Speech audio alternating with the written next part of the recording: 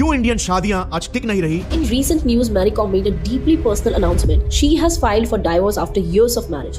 Onler, who was a footballer, chose to put his career on hold so that he could raise the kids and take care of the house.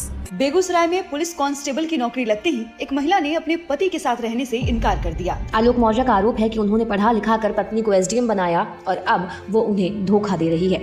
But is divorcing far more tougher in India than a murder? तो उसका जो श्रीधर है वो दे दिया है। हाँ, जो उसके साथ में अत्याचार हुआ है उसका अभी आपने उसकी जिंदगी खराब कर दी है। आपने उसको यूज किया है 1 साल, जो भी 6 महीना जो भी यूज करके उसको उसके जिस्म को नष्ट किया है और उसको एक बच्चा पैदा करके उसकी लाइफ को बर्बाद किया। मेरी लाइफ नहीं बर्बाद हुई भाई, तुम दूसरी शादी कर लोगे। क्यों? तुम्हारी ब्रेक नहीं हुई है, तुमने एक बच्चा, आपने अपना पेट फाड़ के एक बच्चा नहीं पैदा किया है। मेरा मुंह फटे है।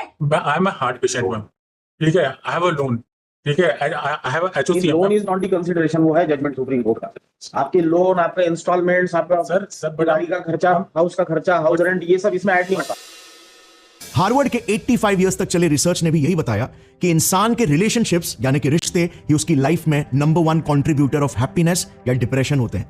आई रिपीट, 85 इयर्स की स्टडी और नंबर 1 हैप्पीनेस का प्रेडिक्टर आपके रिलेशनशिप्स है। Much more important than money या कुछ और। Good relationships keep us happier and healthier. Period. आपकी जिंदगी के रिश्ते या तो आपकी जिंदगी की दवा बनते हैं या फिर जहर। और इसीलिए अब तो हमारी आंखें खुल जानी चाहिए कि एक हेल्दी रिलेशनशिप और सोशल सपोर्ट का कितना बड़ा रोल है एक इंसान की लाइफ में। इंडिया आज हैप्पीनेस इंडेक्स में one of the unhappiest Nations है। इसमें देश जैसे पाकिस्तान और नेपाल भी हमसे आगे है। देखो, डेटा बताता है कि शहरों में 70% डाइवोर्सेस आज इंडियन फीमेल्स ही फाइल करती हैं। क्लोज टू 65% डोमेस्टिक वायलेंस के केसेस भी फीमेल्स डाइवोर्स के वक्त ही रिपोर्ट करती हैं। जबकि पूरे इंडिया का आप एवरेज देखोगे तो वो एट बेस्ट सिर्फ 35% है। इससे यह पता चलता है कि फीमेल एम्पावरमेंट का एक्चुअल में बहुत बड़ा कंट्रीब्यूशन रहा है डाइवोर्सेस के एकदम से स्पाइक करने के पीछे। बट यहां पर ऑफ कोर्स 2 तरह के केसेस हैं। एक जो कि जेन्युइन है, जिसमें एक लड़की एक गलत, एब्यूजिव और टॉक्सिक रिलेशन से आज वॉकआउट करने के काबिल हो रही है।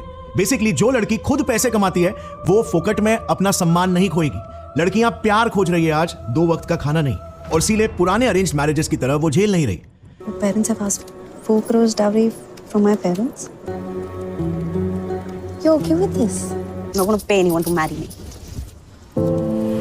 और दूसरे किस्म के केसेस भी है जिसमें इसी एम्पावरमेंट का खुलेआम मिसयूज हो रहा है। आई मीन जैसे ये वाला केस देख लो, रिंकू बहेटी वर्सेस संदेश शारदा, जिसका रेजोल्यूशन हाल ही में दिसंबर 2024 में ही आया। इसमें रिंकू की शादी संदेश के साथ लिटरली सिर्फ 4 महीने चली और डाइवोर्स के वक्त उसने संदेश पर क्रूएल्टी, अननेचुरल ऑफेंसेस और कॉन्स्पिरेसी के केसेस लगा दिए। और आप बिलीव नहीं करोगे कितने का एलिमनी मांगा? 500 करोड़ का, सिर्फ 3 से 4 महीने की शादी के लिए। और क्यों?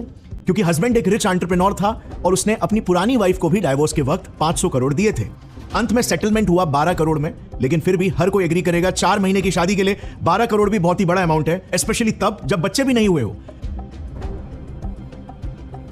सुप्रीम कोर्ट का यह स्टेटमेंट था कि पिछले कुछ सालों में हम ऐसे केसेस को बढ़ते हुए देख रहे हैं जहां पर औरतें एक कॉकटेल ऑफ केसेस लगा देती है कंबाइंड पैकेज की तरह, ताकि इतने केसेस को देखकर ज्यादा से ज्यादा एलिमनी का अमाउंट क्लेम किया जा सके। ये केसेस डोमेस्टिक वायलेंस के हो सकते हैं, cruelty, rape, dowry harassment etcetera etcetera. अच्छा, कई मिसयूज के केसेस तो बहुत ही क्रिएटिव भी होते हैं। एक केस में तो एक लड़की सोनिया ने यूपी में लिटरली 4 बार शादी करके 4 बार डाइवोर्स किया और वो चारों आदमियों से मंथली एलिमनी वसूल रही थी। Woman in Karnataka married 7 husbands to get alimony from 6 husbands और अभी कोर्ट केस चल रहा है to get the alimony from the 7th husband। वाह, क्या बिजनेस मॉडल है। I think she deserves the best startup idea of the year award। एक case में तो एक औरत बलजीत कौर ने अपने ही पति तरसेम सिंह, एक हरियाणा गवर्नमेंट एम्प्लॉय को मार दिया। फिर उसने अपने मरे पति के पेंशन से ही अपना केस लड़ा और गुनहगार साबित भी हुई। बट 2025 में हरियाणा हाई कोर्ट ने एक ऐसा स्टेटमेंट दिया जिसने सभी को हिलाकर रख दिया। Nobody butchers the hen giving golden eggs. The wife cannot be deprived of the family pension। ऐसे लिटरली हजारों केसेस है जिसमें फीमेल्स अपने ही डिफेंस के लिए मिले लॉज को हथियार की तरह यूज कर रही है। बेसिकली इंडियन लॉ का आईपीसी सेक्शन 498A काफी कंट्रोवर्शियल रहा है, जो औरतों को मर्दों के ऊपर झूठे, टॉर्चर या डाउरी तक के केसेस लगा देने का पावर देता है, क्योंकि ये एक नॉन बेलेबल ऑफेंस है। यानी कि अगर किसी लड़के पर ये केस लगा दिया जाए और एफआईआर हो गई तो पुलिस बिना कोई खास एविडेंस के भी हिरासत में ले सकती है और उसे बेल भी नहीं मिलेगी। और फिर इंडिया में जैसे होता है, केस 4-5 सालों तक चलता रहेगा और अंत में 80 से 85% केसेस की तरह अगर लड़का इनोसेंट हुआ तो उसे बरी कर दिया जाएगा इतने सालों के मेंटल, सोशल और फाइनेंशियल टॉर्चर के बाद। आई रिपीट, 80 से 85% केसेस में लड़के इनोसेंट पाए जाते हैं। मैं 5 साल से सनोज जी के साथ रहती थी, लिव इन रिलेशनशिप में रहती थी, जो चीजें थी वो मेरी मर्जी से थी। और जब लिव इन में कोई रहेगा, फैमिली मैटर होता है, ये चीजें आम बात है। लड़ाई झगड़े तो हर किसी की फैमिली में होते हैं। लोग मुझे बहकाए जा रहे हैं कि ये है वो है, मैं हेल्प करूंगा। तो मैंने लिखा FIR अपने हाथों से लिखा। बेकार हो गया, 20 साल में टूट गए, क्या उम्मीद करें हम शरीर से ना टूट गए, अंदर से कुछ नहीं बचा हमें, परिवार हमारा नष्ट हो गया, भाई माँ बाप सब खत्म हो गए। और फिर अगर डाइवोर्स केस रहा होगा तो उसका डाइवोर्स एक्सेप्ट कर लिया जाएगा, बट स्टिल उसे एलिमनी देना पड़ जाएगा। There is no child. Her career has only flourished after marriage with Yuzvendra Chahal. So why 5 crores of alimony? मेरी आज की डेट में 3 साल की बेटी है। 3 साल के एज में मैंने सिर्फ उसको 1 साल ही पाला है। कहते 20 लाख दो, अपनी बेटी ले जाओ और फैसला कर लो। उस इनोसेंट लड़के के लिए लॉ का प्रोसेस ही पनिशमेंट बन जाएगा। न्याय तक पहुंचने का रास्ता ही उसकी जिंदगी को बर्बादी की खाई में ढकेल देगा। मैं मेरा बेटा 11 साल का हो गया, मैंने उससे सिर्फ 2.5 साल ही देखा है, उसकी पूरे 11 साल की एज में। 2 साल हो गए देखे हुए, 1 साल हो गया बात किए हुए भी, बिकॉज मैं सारी जगह से ब्लॉक हूँ। अब डेफिनेटली हर एक इंडियन, इवन मोस्ट लड़कियां तक एग्री कर रही है कि ये लॉ मिसयूज हो रहा है। मकसद था एक्चुअल वुमेन एम्पावरमेंट लाने का, क्योंकि इंडिया के पेट्रियार्चल सोसाइटी में गांव देहातों में डाउरी के केसेस औरतों को बहुत पीड़ा देते थे। बट आज कुछ विकृत मानसिकता वाली लड़कियों के मिसयूज की वजह से हर लड़का इस लॉ का विरोध कर रहा है। You be okay with your partner taking dowry? Hell no. Seriously. Why are you asking for dowry? What am I, property that you don't want and taking against your will? Would you take alimony? Definitely. You gonna take alimony if something happens? Yeah. Why not? Okay. Why not? Is it okay if he asks for dowry as well? No. No. Why? I can take money from him. He can't take money from me. So अब ऐसे में आपके मेरे जैसा एक common इंसान क्या ही कर सकता है? Well, tell me, हम क्या कर सकते हैं? इन्हीं केसेस को क्लोजली ऑब्जर्व करके, इनके पैटर्न्स को समझकर, नॉलेज, अवेयरनेस और साइंस की मदद से खुद को ऐसे टॉक्सिक पार्टनर से प्रोटेक्ट कर सकते हैं जो जिंदगी बर्बाद कर देंगे। यू नो व्हाट, कड़वी रियलिटी ये है कि इवन दो आज IPC, Indian penal code, BNS यानी कि भारतीय न्याय संहिता में बदल गई है और नए अपडेटेड कानून आ गए हैं, बट अभी भी BNS के सेक्शंस 85-86 IPC सेक्शन 498A के एग्जैक्ट कार्बन कॉपी है, यानी कि मर्दों की आवाज सुनी ही नहीं गई। अच्छा, हमने माना कि इंडियन लॉ में काफी लूपहोल्स है, बट हम इंडियंस के लिए जस्टिस की डिमांड और एक्सटॉर्शन में बड़ा फर्क होना चाहिए। जैसे ये वाला केस भी देखना मुझे काफी इंटरेस्टिंग लगा। बहुत ही छोटा सा केस है, लेकिन प्रॉब्लमैटिक माइंडसेट दर्शाता है। इसमें एक वेजिटेरियन लड़की ने एक वेज सैंडविच मंगवाया था, लेकिन गलती से चिकन सैंडविच आ गया और उसने एक बाइट भी गलती से टेस्ट कर लिया।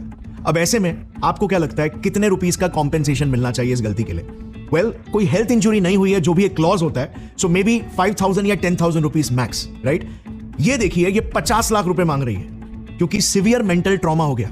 बहुत ज्यादा ड्रेडफुल था एज अ वेजिटेरियन पर्सन। इसके बाद मैं डायरेक्ट कंज्यूमर कोर्ट में जाऊंगी। 50 lakhs का I have asked for a compensation which is also not enough for the incident that I have faced, but it's still not enough. I could have asked for 50 crores. तो भी वो justice नहीं देता जो मैंने face किया है, जो मैंने एक्सपीरियंस किया है। यार, इसे मांगते वक्त खुद भी हंसी आ रही है। अगर ये मेंटल ट्रॉमा है तो वो क्या है जो हमारे जवान बॉर्डर पर फेस करते हैं?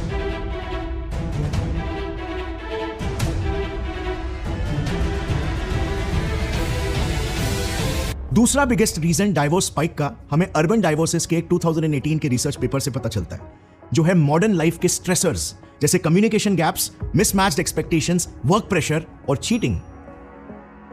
और ये हमारे ब्रॉडर डेटा NFHS के रिसर्च टेबल को भी बैक करता है, क्योंकि देखो, ये तीनों कैटेगरीज, अर्बनाइजेशन, बदलते ट्रेडिशंस और लाइफस्टाइल स्ट्रेसर्स, एक्चुअली में काफी रिलेटेड है एक कंबाइंड पैकेज की तरह। और इसीलिए इसी 2018 के रिसर्च पेपर ने इसे एक लीडिंग कॉज बताया। सो ये डाइवोर्स स्पाइक का कॉज टोटली कपल्स रिलेशनशिप को कैसे हैंडल करते हैं उन पर आ जाता है, उनके पार्टनरशिप के परफॉर्मेंस पर। ऐसा इसीलिए क्योंकि सिटीज में न्यूक्लियर फैमिलीज ज्यादा है लार्ज फैमिलीज की जगह पर।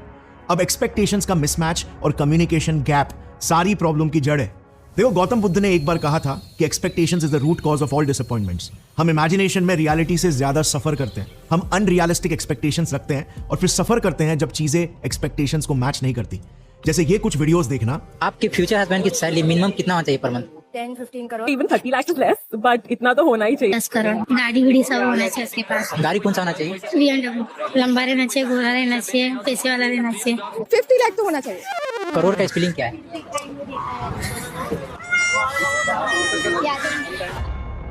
क्या ये एक्सपेक्टेशंस आपको अनरियल नहीं लग रहे?